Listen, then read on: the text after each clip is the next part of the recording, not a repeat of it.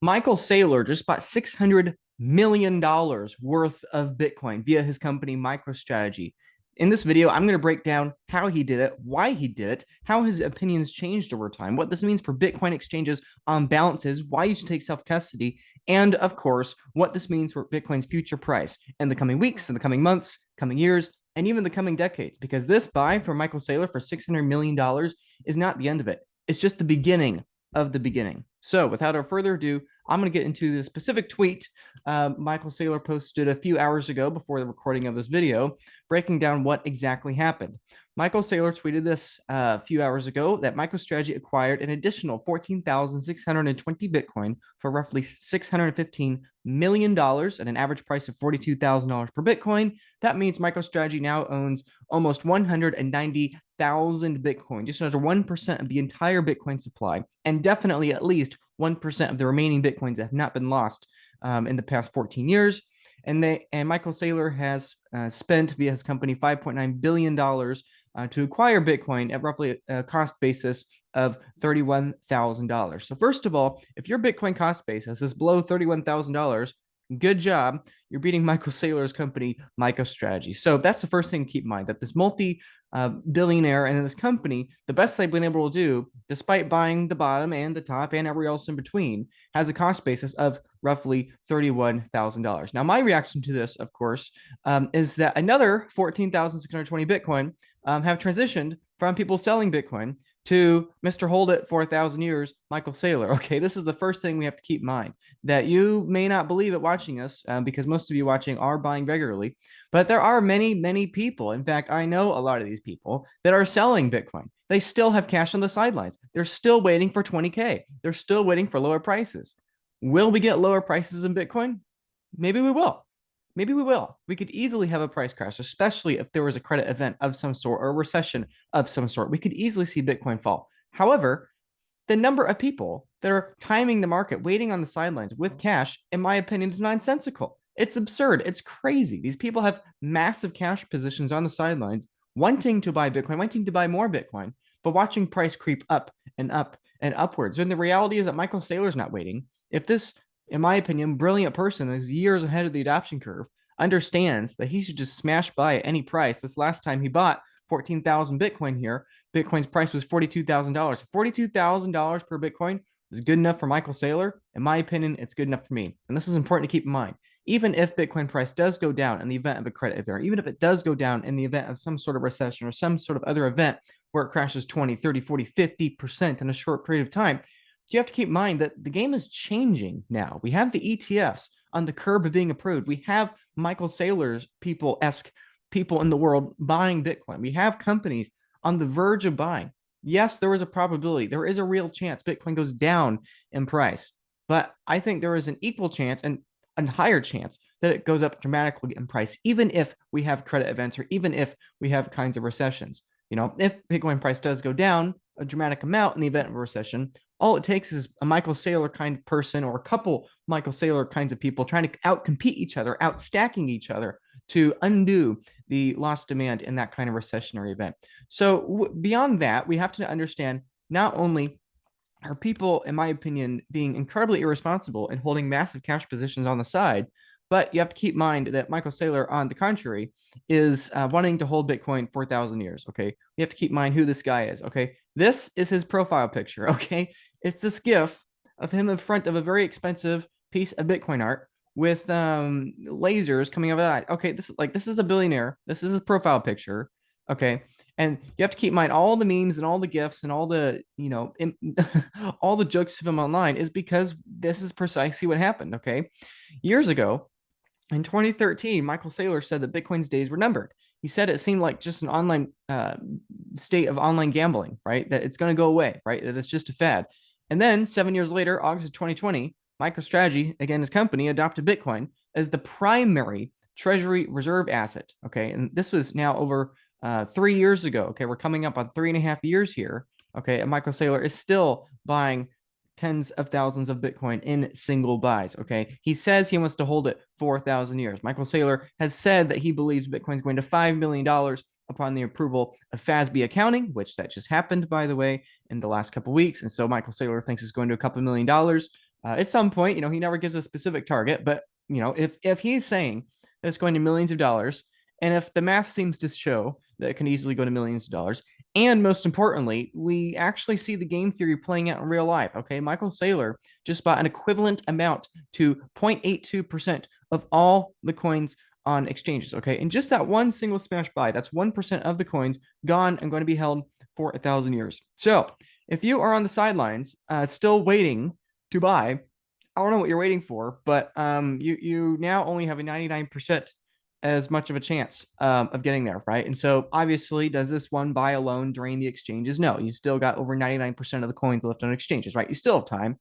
But if he does this again, then that's going to be like 98%. Then it's going to be 97%. And then if someone else does it and they also start, now you have two billionaires competing. Now it's going down 95, 90, 90, 85, down and down and down.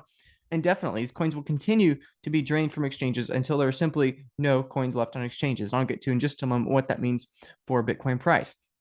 Point being is that Michael Saylor, despite thinking about this obsessively, the most logical thing he knows to do is to just smash buy at whatever price, the first price he can think of. Okay. So Michael feels the pressure to buy Bitcoin as quickly as possible and not care about short-term fiat price. Okay. Do you have that same understanding? Or are you trying to outsmart him by timing the market? I don't know. It's just a question. As far as for me, I'm fine with just smash buying at any price, because if it's good enough for him, if it's good enough for Microstrategy, if it's good enough for these other companies and they've got decent cost basis around this level, I'm perfectly happy with that too. Yes, maybe we may go down a little bit. Maybe Bitcoin price does crash, but ultimately at the end of the day, I'm not betting on it. So in regards to these 0.82% of coins on exchanges gone, I want to be very clear. This does not directly mean it's not necessarily a one-to-one thing, in the same way that the 118-to-1 Bank of America multiplier is not inherently directly true 100% of the time. Likewise, it's not inherently directly true that Michael Saylor bought directly 0.82% of the coins remaining on exchanges. Obviously, there's nuance there. I'm not going to get into that right now, but the larger point still stands. Of all the coins remaining on exchanges, this amount is equivalent to 0.82% of the Bitcoins on exchanges. So what is that number precisely? How many Bitcoins on exchanges are we talking about then? Well, we could look. This is the literal live number of Bitcoins remaining on exchanges. Okay. This orange line here is Bitcoin price. We can see that it's been trending up here. Okay. It was, let's see, in the January of 2023, it was $16,800 per Bitcoin. That sounds very cheap now. Here we are less than a year later, and Bitcoin's price is $43,000.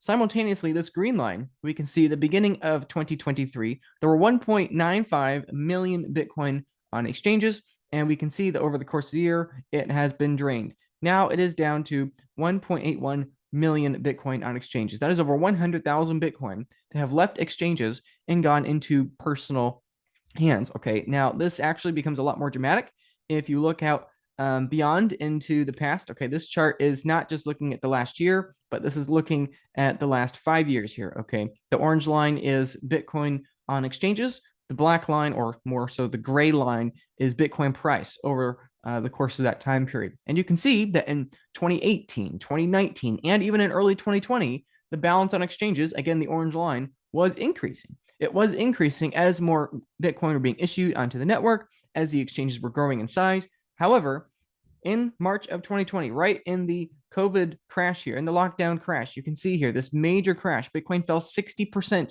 in a matter of weeks, which, by the way, gets back to my earlier point. Okay, it took the lockdowns to get Bitcoin to crash 60% in a matter of a few weeks. And even in that scenario, Bitcoin recovered quickly.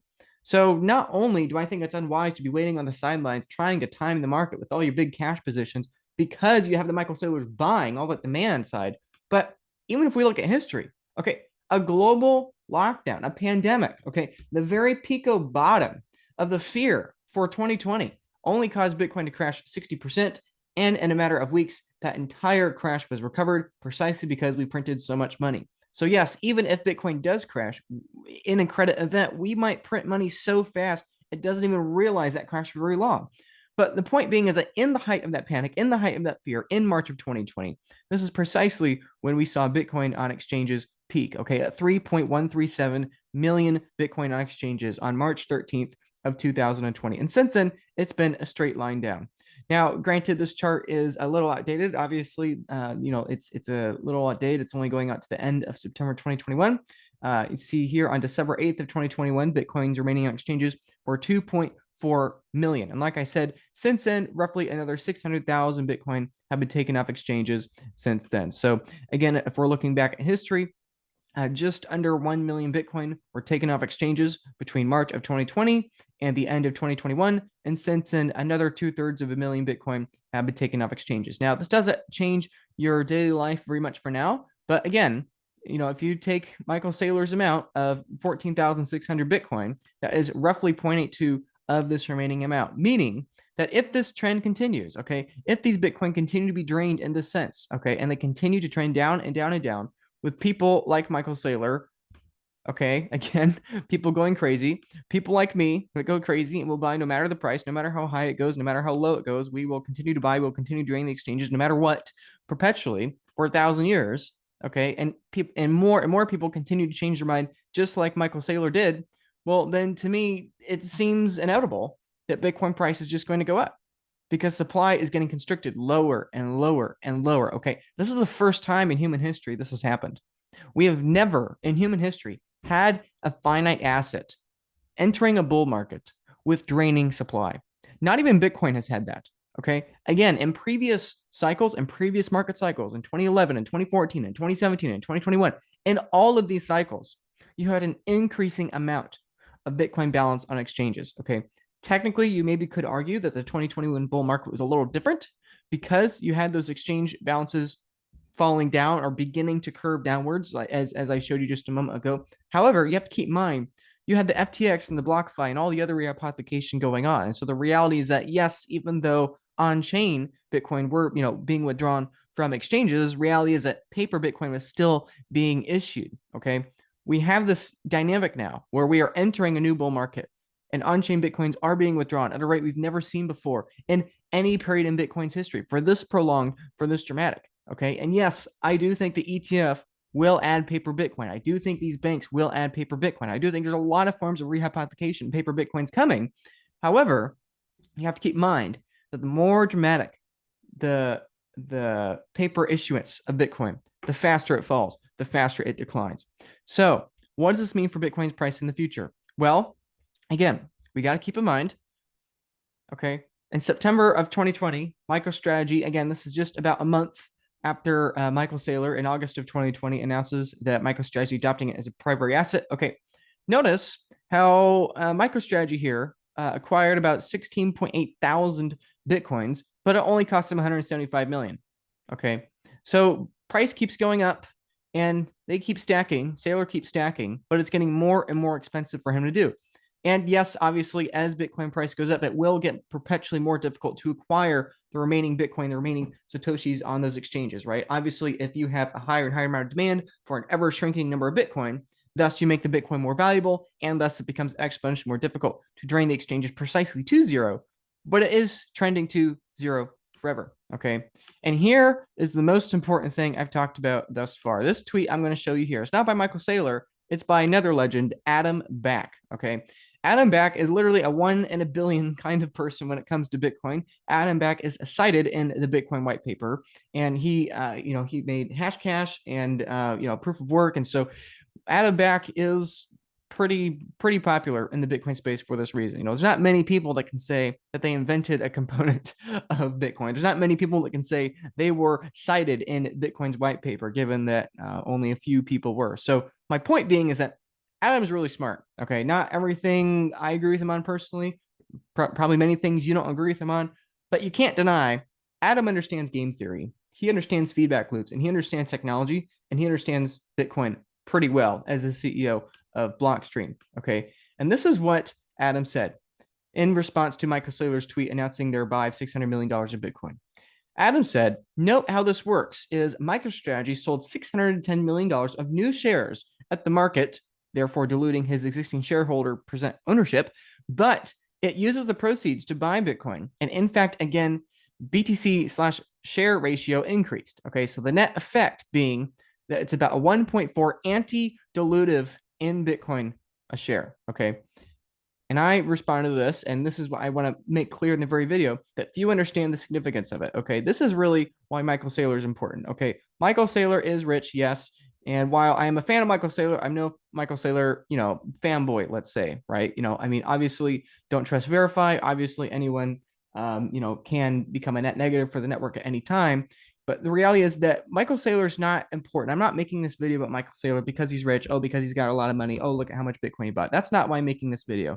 I'm making this video because it proves, as Adam pointed out very well here, it proves the game theory, and eventually countries are coming. Okay. See, let me put it this way. What Michael Saylor is doing is he is issuing shares. He's dumping shares onto his shareholders, right? He's dumping shares onto me, onto you, onto anyone that owns MicroStrategy stock. He is dumping shares onto them. Okay. He is diluting them. However, because he is using those shares to acquire more Bitcoin and put it on his treasury balance sheet, right, as the primary reserve asset, this means actually that it's reducing that dilution, okay, both for himself and obviously for the other shareholders as well. And so my point is that when a country figures this out, it's going to be a really big deal. Okay. Michael Saylor is weakening his own stock. He's weakening shareholders. He is diluting shareholders. But because he's buying an asset that is more finite than the asset that he is diluting, it makes his asset net less dilutive. Okay, it's going to be the same thing with political currencies. You can dilute your own political currency, your own fiat currency, your dollars, your euros, your yen, your whatever. You can dilute them, and if you acquire Bitcoin with them, because it's more scarce, because it's more finite, because it has a capped supply, because it's going up exponentially in price in terms of that political currency over time, that means that in diluting your own political currency, you're actually strengthening it because you're using it to acquire Bitcoin. Okay, think of it this way: if the United States is printing its currency 2% a year, and let's say China is printing its currency 2% a year. However, the United States gets smart and wakes up, stops listening to Elizabeth Warren, and figures out, oh, wait, if the United States, we decide to increase our inflation rate from 2% to 3%, and we use the extra 1% of debased currency, of destroying our own political currency. Okay, if we use the extra 1% to acquire Bitcoin and put that on our balance sheet, and China does not do that, now we have an advantage. And if you factor in that Bitcoin strengthens the electric grid, it makes electric grids more stable, it incentivizes the adoption of renewable energies, it makes electricity cheaper for users, it incentivizes the need to monetize oil, thus making oil markets more efficient. My point is, if you factor in the real world benefits of integrating Bitcoin and Bitcoin mining into the electric grid, plus this reality that you could debase your currency faster and use that difference to then acquire Bitcoin, which thus makes your currency stronger. I mean, imagine it. Imagine if the United States, instead of having a 2% inflation target, had a 3% inflation target, and 1% of that 3% we used to acquire Bitcoin, use that Bitcoin to back the bonds and the cash of the United States government. Even though America would have a higher inflation rate than all these other countries, that difference, that amount of stacking, all of a sudden makes the currency stronger than all those countries, meaning it increases the demand for our currency, meaning that our net inflation rate actually goes down. Because if you increase demand for the currency, that means that less people are spending it. Gresham's law, right? If you have American dollars, that yes, they have a higher rate of printing currency, but there's a higher demand for that currency. Well, then all of a sudden, it's a beautiful feedback loop. Okay. If I was in the US government, this is precisely what I would do. I would destroy my currency as fast as possible to acquire Bitcoin as fast as possible. This means that people would be incentivized to hold my currency more, right? And again, you may think this is just a bunch of hyperbole. You may think this is just made up mumbo jumbo, but this is the reality. This is exactly what Adam is talking about. This is exactly what I've been talking about in so many of these videos. This is why Michael Saylor is a big deal. It's not because he bought $5.9 billion of Bitcoin. That's not why it's a big deal. It's a big deal because at some point countries are going to be buying $5.9 billion of Bitcoin a day. And it's going to be significantly less Bitcoin on exchanges. Okay, this is what people don't understand. It's the same thing with the locomotive. This is why I try to explain Bitcoin from that technologist mindset. Okay, yes, countries, the horse breeders, the people, the stagecoach companies in charge of the horse and transportation industry want to spread fear, uncertainty, and doubt on the locomotive as much as possible. Oh, the steam engine is inefficient, or oh, locomotives will never take off because they don't have legs, or oh, I'm a big believer in railroad technology, but the locomotive is a scam, right? It's the same kinds of things that we talk about with Bitcoin here, right? Oh, I believe in blockchain technology, but Bitcoin's a scam, or oh, Bitcoin's never going to work because it doesn't use the legs of a horse or whatever because it's not made by the government, right? These are nonsensical arguments that when you step back and look from a first principles mindset make absolutely no sense. But it's things people believe and continue to doubt. But people, again, don't realize what's going to happen is that these stagecoach companies and these generals and these emperors and these kings, these people are going to realize, wait a second, we have been spreading false information about these locomotives, but now we're at the point where this other country is building the railroad system now. They are building the locomotives up now, and we have to do the same because if we don't do that, they're going to have a more developed economy. Their armies are going to be able to move faster than us. They're going to be able to produce and distribute more cannons, more guns, and more uniforms and more men faster. Okay. And if we don't adopt this railroad thing, if we don't innovate and create our own locomotive system, we are going to fail. And that is precisely what is going on here. That is precisely why Michael Saylor is a big deal, because he is validating this game theory precisely. Okay. Michael Saylor is diluting his stock faster than other CEOs on Wall Street. However, his stock is performing better than other stocks on Wall Street precisely because he is backing the dilution of his own shares with the Bitcoin in of itself.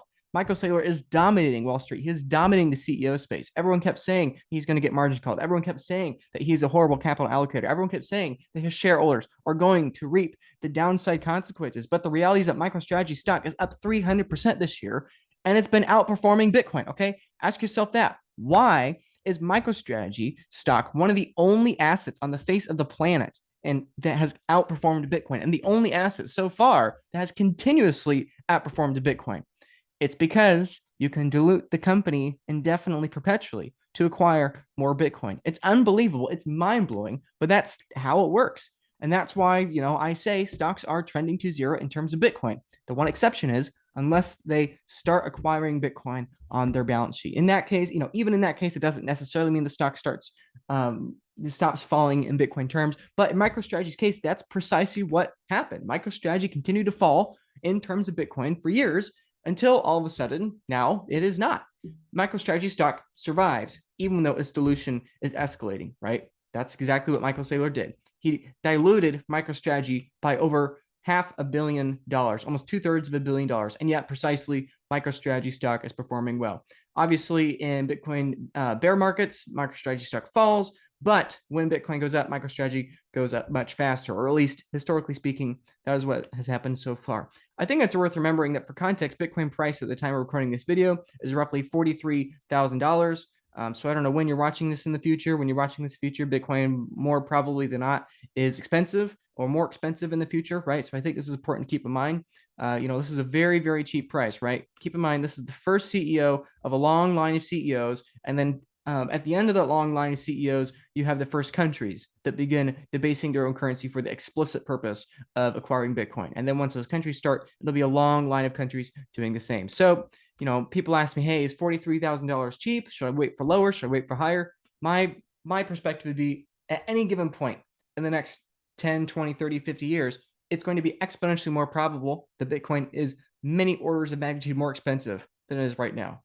And so, if you're just playing a probabilities game and you have this much probability, it's going to be exponentially higher, and this much probability, it's going to be lower, significantly lower. It's definitely not going to be an order of magnitude lower. It's not going back to $4,000. Okay, you have all these orders of magnitude, it could go up. You have maybe half of an order of magnitude, it could go down. And the reality is that's probably going to be short-lived for a matter of weeks or months. And actually, in reality, the farther it goes down, the more short-lived it's going to be because most probably we're going to print the difference. We're going to save our credit markets and just dilute more currency. I mean, that's the reality we're looking at here, that those are your two options. And so I don't think it's wise to trade it. And it is definitely, definitely, definitely never wise to hold it on exchanges, right? People ask me all the time, Luke, why do I talk about getting your coins off exchanges? You're really annoying me talking about getting coins off exchanges. Will you shut up about it? The reality is that you have to do this. Okay. There is no other option. If you click the link in the, down below in the description here, you can learn more about what that means, why to do it, and the different trade-offs of different methods You have single sig, you have multi-sig. Obviously, every setup has its own set of risks, its own set of trade-offs. But I'm a big believer that most Bitcoiners are going to want both single sig and multi-sig solutions, right? Single sig, obviously, the primary problem is that you are the new single point of failure for yourself. The main benefit of multi-sig is that it makes many things easy. It makes estate planning easy. It makes planning for your future easy. It protects yourself against losing your own keys. It protects yourself against doing, this is precisely what Michael Saylor does. Obviously, Michael Saylor, a billionaire, and obviously Microstrategy, the company, they have to have multi-sig, right? So if you want to protect your Bitcoin in a kind of setup that is what Michael Saylor uses, that is what Microstrategy uses, you have not been able to do that for a very long period of time because you're not a billionaire. Most probably, I'm assuming almost all of you watching this are not a billionaire. But if you're not a billionaire, you've not had this option. You've not had tens of millions or hundreds of millions of dollars of Bitcoin lying around that you could use to afford these kinds of complex, Coinbase Vault, all these things, right? But now the beauty is because of the tech, because of the exploding adoption of multi-sig, and because of these companies, Bitcoin Advisor, in my opinion, being the front runner of them all, now you can do that. Now you can have a multi-sig vault, so your Bitcoins are safe, not just for you. This isn't about you. This is about your kids, right? This is about your grandkids, right? This is what Michael Saylor says, right? Michael Saylor is not buying the Bitcoin for him. He's buying it for the guy that's going to be hired after the guy after him, after him, after him, right? He's buying this for the next 1,000 years, right? If you're trying to save your Bitcoin indefinitely into the future for your future generations, then I think a multi-sig vault is the ideal way to go, especially if your spouse or your children would not know how to recover your Bitcoin if something were to happen to you today. Okay, my opinion, Bitcoin Advisor is extremely reasonable compared to closed-end funds, ETFs, exchanges, even the self. Bitcoin Advisor provides a lot of value for less than half of the cost of competing options, right? So if you want to work with me, if you want to get on call to me and talk about these things, you can schedule a call with me down below. My time's filling up pretty quickly here. Let me see what I've got. So a couple more days, late December, and then January's filling up quickly. Early January looks to be. I'm trying to make as much time available as possible in early January because we have the ETFs coming up, because we have all these questions coming up. So ultimately, if you're looking to have a Bitcoin custody setup where there is no single point of failure, I highly recommend this. My job at the Bitcoin Advisor is to help people stack more Bitcoin, right? So obviously we're a business. Obviously we're not free. That's the main trade-off of multi-sig, right? It does cost money. But my goal is that whatever the company costs you, that we help you stack more, right? So if you want to be Michael Saylor, where you are stacking way more Bitcoin than the cost of the multi-sig that your coins are being held within. If you want to be Michael Saylor and continue to dilute your own shares and continue to dilute your own weak assets for the sake of acquiring the strong asset, I highly recommend, please get off zero, stop holding cash, stop waiting on the sidelines, stop trading, and start as soon as possible considering all custody solutions available to you, single sig and multi-sig, your retirement accounts, everything you could possibly do, because more Michael Saylors are coming, more countries are coming, and when they come, price is going to skyrocket, price is going to rip to price levels we can't even imagine. We can't even imagine. So please do not delay, do it today, because as there's more and more competition, the three things that are going to get incredibly scarce are the Bitcoins themselves, okay, aka the actual coins. Number two, space in the mempool, space on the blockchain, on the time chain. Okay, that's the second finite resource. And the third finite resource is time. Time with Bitcoiners able and willing to help you set up those multi-sig vaults. Time with Bitcoiners able and willing to help you understand game theory, to help you incorporate Bitcoin onto your company balance sheets, all right? Able to help you with your retirement accounts, able to help you with your Bitcoin estate plans, able to help you think of all the ways that you can make your Bitcoin stacking and saving more efficient from an on-chain perspective, from a tax perspective, from a trust perspective, and from leaving it to your loved ones, okay? In all those aspects, those are incredibly important things you need to start considering now. Even if you have a small amount of Bitcoin, the reality is that if that small amount of Bitcoin were to suddenly become more valuable by a factor of 5 or 10 or 50 or 100, you got to have those questions answered before that happens. And the same way you have to stack the Bitcoin before it skyrockets in price, you have to consider all those questions, all those complicated factors, and how to have a custody set up with zero single point of failure before you get to this point, right? Okay, Michael Saylor is not waiting until Bitcoin goes up by a factor of 10 to start buying. He's not waiting until Bitcoin goes up by a factor of 5 to start planning out all the legal and realities of his custody setups and of his estate planning for his company, right? Obviously, for an individual with family, it's different. But my point is that it's the same idea at the end of the day. Start thinking these things now. Start taking them seriously now. That's ultimately why I'm making this video.